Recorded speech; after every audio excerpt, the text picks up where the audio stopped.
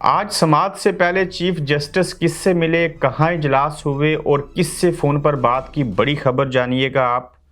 फिर कहा कि 100 मोटो हम ही लेंगे और मेरे जजिस से पहले मेरा सामना करना पड़ेगा। उमर अताब बंदयाल डट गए, हुकूमत की कोशिश नाकाम, फुल कोर्ट मुस्तरद। चीफ जस्टिस अपना आईनी किरदार अदा करने के लिए तैयार हो गए। कहा फुल कोर्ट किसी सूरत नहीं बनाएंगे, अकलीती फैसले नामंजूर, चीफ जस्टिस कबूल नहीं। हुकूमत ने इत्तेहादियों का इजलास बुला लिया। आज की नहायत ही अहम खबरों के ऊपर आपसे बात करेंगे।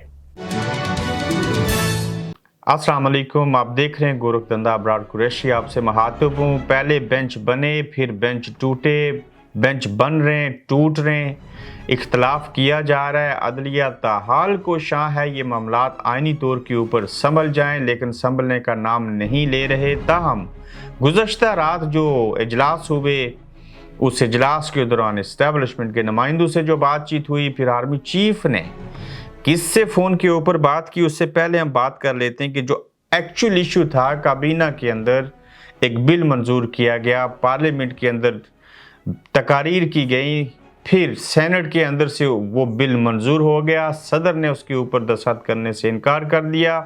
सोशल मीडिया के ऊपर अदलिया के खिलाफ ट्रेंड चलाए गए।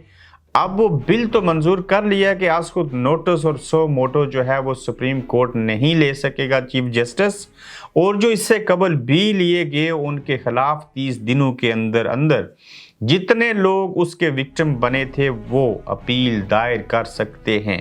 खासकर मियां नवाज शरीफ साहब और बाकी लोग, जिसमें JKT जहांगीर खान तरीन भी शामिल हैं। अब जब सारी चीज़ें कोशिश कर ली है हुकूमत की जानिब से, तो इसके ऊपर चीफ जस्टिस उमर अताब बंदयाल ने कहा है कि वो हम ही हैं जो 100 मोटो लेंगे और मेरे जजिस से मिलने से पहले मेरा सामना करना पड़ेगा। और सुप्रीम कोर्ट ने कहा आर्टिकल 184(3) के मुकदमात पर सर्कल जारी कर दिया। जस्टिस काजी फैज ईसा के फैसले में दी गई ऑब्जर्वेशन को कहा कि मुस्तरद की जाती है। फिर कहा कि जस्टिस काजी फैज और जस्टिस अमीनुद्दीन का फैसला दीगर बेंचेस पर लागू नहीं होता। इस अंदाज में बेंच का 100 मोटो लेना 5 रुकनी अदालती हुक्म की खुली खिलाफ वर्जी करार दिया गया। लार्जर बेंच चीफ जस्टिस के आज खुद नोटिस लेने का इख्तियार वाज़िया कर चुका है। उन्होंने कहा कि हम ही वो हैं जो 100 मोटो लेंगे, आइंदा भी लेंगे, और पिछला जो 100 मोटो का इख्तियार आप ख़त्म करना चाहते हैं, जो काजी फैज ईसा ने भी लिखा, इस तरह से बेंचों को ख़त्म नहीं किया जा सकता और 100 मोटो का इख्तियार वापस नहीं लिया जा सकता। इसके अलावा चीफ जस्टिस ने यह कहा कि मेरे जजिस से पहले मेरा सामना करना पड़ेगा, जिस पर चीफ जस्टिस ने दो टोक और जज्बाती ऐलान किया। आखिर मुल्क के सुप्रीम कोर्ट के चीफ जस्टिस को ऐसे क्यों कहना पड़ा कि जजिस से पहले मेरा आपको सामना करना पड़ेगा? चूंकि इलेक्शन अल्तवा केस की समाअत के दौरान चीफ जस्टिस उस वक्त जज्बाती हुए जब रिमार्क्स देते हुए आवाज़ भी भर गई, और चीफ जस्टिस ने कहा कि अहम ओहदों पर तैनात लोग किस तरह अदलिया को निशाना बना रहे हैं। 2 साल जस्टिस फैज ईसा केस चला और अदालत को सज़ा मिली। मुझे कहा जा रहा है कि एक और जज को सज़ा दो। चीफ जस्टिस ने कहा कि मुझे कहा जा रहा है कि एक और जज को सज़ा दो। मेरे जजिस के बारे में बात करेंगे तो मेरा सामना करना पड़ेगा। और टैक्स का मामला जो है तो मुतल्लिका अफसर को कहें ट्रेस करें, टैक्स मामले पर कैसे जज का ट्रायल करें। ये जितने पेंडोरा बॉक्स खुल रहे हैं, अब जजिस भी बता रहे हैं हमारे ऊपर कौन प्रेशर डालता था, कौन कहता था कि इसको सज़ा दो, कैसे चीज़ें की जाएं। तो चीफ जस्टिस ने उन चीज़ों को भी जो है वो एक्सपोज करना शुरू कर दिया है। अब आ जाते हैं जी कि सुप्रीम कोर्ट के अंदर जब आज समाअत हुई तो उससे पहले रात को क्या हुआ, कहाँ इजलास हुए, कौन किससे मिला, किसको फ़ोन आया, ये नुक्ता नहायत ही अहम है, इसको सुनिएगा। सबसे पहली अच्छी खबर कि चीफ जस्टिस के घर के अंदर ही इजलास हुआ। वहाँ पे लोग जो थे सीनियर जजेस वहाँ पे आके उनको मिले, सीनियर वकला आके जजेस के जो उमर अताब बंदयाल चीफ जस्टिस हैं उनसे मिले। फ़ोन के ऊपर उनकी वकला से और बाकी जजेस से भी बात होती रही। उन्होंने कहा कि चीफ जस्टिस उमर अताब बंदयाल साहब, हम आपके साथ हैं। आइन के तहफ़्फ़ुज़ और अदलिया की जो कवायद व ज़वाबित हैं, जो उनकी चीज़ें हैं उनको मेंटेन रखने के लिए हम आपके साथ खड़े होंगे। आप जो फैसला करेंगे हमें कबूल है। और इसी रिहायशगाह के ऊपर ही चीफ जस्टिस उमर अता बंदयाल से इस्टेब्लिशमेंट के नुमाइंदों ने भी मुलाकात की। इससे कबल गुज़श्ता रोज़ बताया था कि चीफ जस्टिस ने आर्मी चीफ को और बाकी वकला ने सीनियर ने पैगाम भेजा है कि इस मामले को मिलजुल के सुलझाते हैं, कहीं ऐसा ना हो कि देर हो जाए। कल जब सीनियर जजेस और वकला चीफ जस्टिस से मिले, वहीं पे इस्टेब्लिशमेंट के नुमाइंदे जो थे उनकी भी मुलाकात हुई चीफ जस्टिस से। ये एक बड़ी खबर आपको बता रहा हूँ। अब अगली बात सुनिए कि चीफ जस्टिस ने फ़ोन के ऊपर किससे बात की। चीफ जस्टिस उमर अता बंदयाल ने इस्टेब्लिशमेंट के नुमाइंदों के ज़रिए, इस्टेब्लिशमेंट के नुमाइंदे जो उनके पास बैठे थे, मिलने के लिए आए थे, उन्होंने चीफ जस्टिस उमर अता बंदयाल और आर्मी चीफ आसिम मुनीर की फ़ोन के ऊपर बात करवाई। वो दानों की बात हुई और उन्होंने फिर से ये बात कही कि अदालत जो है वो अपना आईनी किरदार अदा करते हुए बात को आगे बढ़ाएगी, किरदार अदा करती रहेगी। और आप जो हैं इस्टेब्लिशमेंट उसके अंदर तमाम सियासतदानों को एक पेज पे लाए और अपना किरदार अदा करे। जहाँ पे हमारी मामलत की ज़रूरत होगी हम करेंगे। अगर ऐसे ना किया गया तो फिर मुल्क के अंदर जो हालात हैं वो ख़राब होंगे। इसमें इजलास में तमाम सीनियर जजेस ने चीफ जस्टिस को भरपूर हमायत का यकीन दिलाते हुए कहा कि हम आपके साथ खड़े हैं। और चीफ जस्टिस ने अपने चैम्बर में भी इस्टेब्लिशमेंट के अहम नुमाइंदों से बात की और उन्हें तमाम सूरत हाल से आगाह किया। चीफ जस्टिस के साथ सीनियर जजेस भी मौजूद है और चीफ जस्टिस ने मुल्क की मौजूदा सूरत हाल से निकालने के लिए इस्टेब्लिशमेंट को भी हल पेश किया है।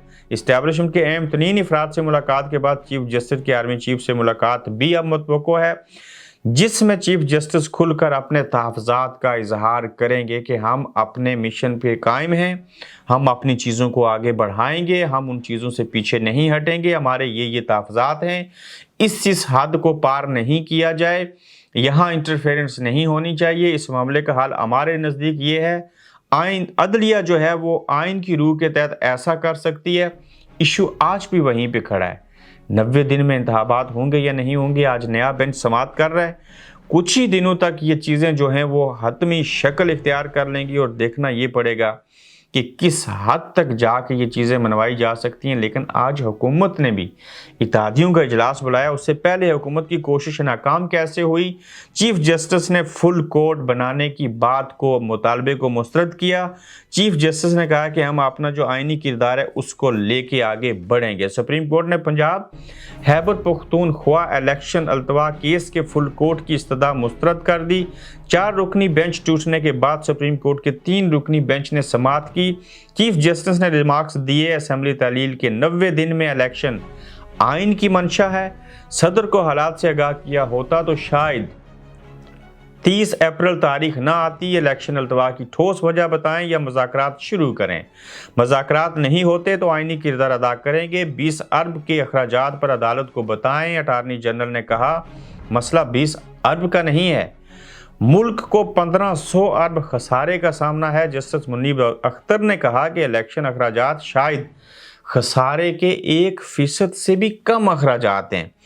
अब देखते हैं ये हुए कि जो 90 दिन में इलेक्शन करवाने की बात है, ये अदालत का जो नया बेंच फैसला सुनाएगा उसमें भी यही बात होगी, या कि सियासतदानों को आपस में बैठने और बिठाने के लिए कुछ वक्त दिया जाएगा कि आप अपने मामलात को आपस में बैठ के डील करें, या इस्टेब्लिशमेंट के साथ कुछ बातें चीफ जस्टिस मुलाकात में कह के उन्हें कहेंगे कि आप इनके ज़रिए चीज़ों को सुलझाया जाए, या कि आखिरी ऑप्शन यही बचेगा कि आइन क्या कहता है, कानून क्या कहता है, इलेक्शन कब होने चाहिए। इसके ऊपर कोई दो राय नहीं है कि उमर अता बंदयाल ना किसी ऑडियो ना किसी वीडियो की ब्लैकमेलिंग में आएंगे, ना किसी के सामने सर झुकाएंगे, और सबसे बड़ी चीज़ के वकला और जजेस उनके साथ खड़े हैं, और ना ही हुकूमत की जो मर्जी और मंशा है जी कि आप 15 जजेस का फुल कोर्ट का जो बेंच है वो बनाएं, क्योंकि उनको पता है कि इसमें जजों की हाज़िरी नहीं हो सकेगी।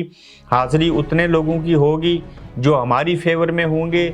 अगर हमारी फेवर में नहीं होगा तो कोई बीमार हो जाएगा, कुछ होगा, फुल कोर्ट का बेंच कभी भी बैठ ही नहीं सकेगा। वो 1 साल लग सकता है, उसमें को मर सकता है, किसी को कुछ हो सकता है, किसी का पेट खराब हो सकता है। तो चीफ जस्टिस ने इस बात को बिल्कुल सरे से मुस्तरद किया है कि हम फुल कोर्ट बेंच की इस्तदा को मुस्तरद करते हैं और नहीं इसको कर सकेंगे। अक़लीती फैसले नामंजूर, चीफ जस्टिस कबूल नहीं, हुकूमत ने इत्तेहादियों का इजलास बुला लिया। अब इनको लाले पड़े हैं कि अक़लीती फैसले नाफज करने की कोशिश करेंगे तो बुहरान संगीन होगा। वज़ीर-ए-आज़म ने कल इत्तेहादियों की मीटिंग रखी है और वज़ीर कानून आज़म नज़ीर तारड़ का कहना है कि आदि सुप्रीम कोर्ट कह रही है कि 184(3) का मामला नहीं, क्या ही अच्छा होता फुल कोर्ट बैठकर मामलात को हल कर लेती। सियासी जमातों के अलावा सुप्रीम कोर्ट में भी हम आहंगी होनी चाहिए। अब ये मशवरे दे रहे हैं कि ऐसे करना चाहिए, वैसे करना चाहिए। जब फुल कोर्ट बेंच मुस्तरद हो गया, अब जो हुकूमत है अपने इत्तेहादी मौलाना फजल रहमान जितने भी लोग हैं उन सबको बुला लिया है। कल मीटिंग होगी, फिर फैसला किया जाएगा कि क्या करना चाहिए। अगर तो होता 1997 कारकुनों को कॉल देते, सिर्फ पीटीवी होता, ब्लैक एंड वाइट टीवी होना था, या रेडियो के ऊपर खबर चलनी थी, अखबारात में तीसरे दिन खबर आनी थी, तो उन्होंने यलगार कर देनी थी और सजाद शाह जैसे सुप्रीम कोर्ट के चीफ जस्टिस घर चले जाते। बाकी जजेस भी कहते दफ़ा मारो, ये इंसाफ कौन सा करना है जहां अदालतों के ऊपर हमला हो जाए। इस बार यकीनन कहना चाहिए कि वो दौर नहीं है, ये 21वीं सदी है और यहाँ पे आप उस तरह की मंतक को लेके नहीं आ सकते, क्योंकि आप 11 सियासी जमातें प्लस इस्टेब्लिशमेंट इंक्लूडेड मीडिया और उस तरफ चंद वकला और एक सियासी जमात जिसका नाम पीटीआई है वो खड़ी है, उनके पास स्ट्रीट पावर है। आप कुछ करेंगे तो उनको बहाना मिलेगा, जब वो बहाने का इस्तेमाल करेंगे तो आपके लिए मुश्किलात पैदा होंगी। तो ताकत बड़ी मनी रखती है, ताकत का बड़ा असर होता है, चाहे वो अवामी हो, इख्तियारात की हो या किसी ओहदे की हो। आज की इन खबरों के ऊपर मज़ीद आगे और क्या अपडेट होंगी उसको भी लेके सामने आएंगे। अपना फीडबैक दीजिए, अपना ख्याल रखिए। अल्लाह हाफिज़। आप देख रहे हैं गोरखधंधा अब्रार कुरैशी के साथ।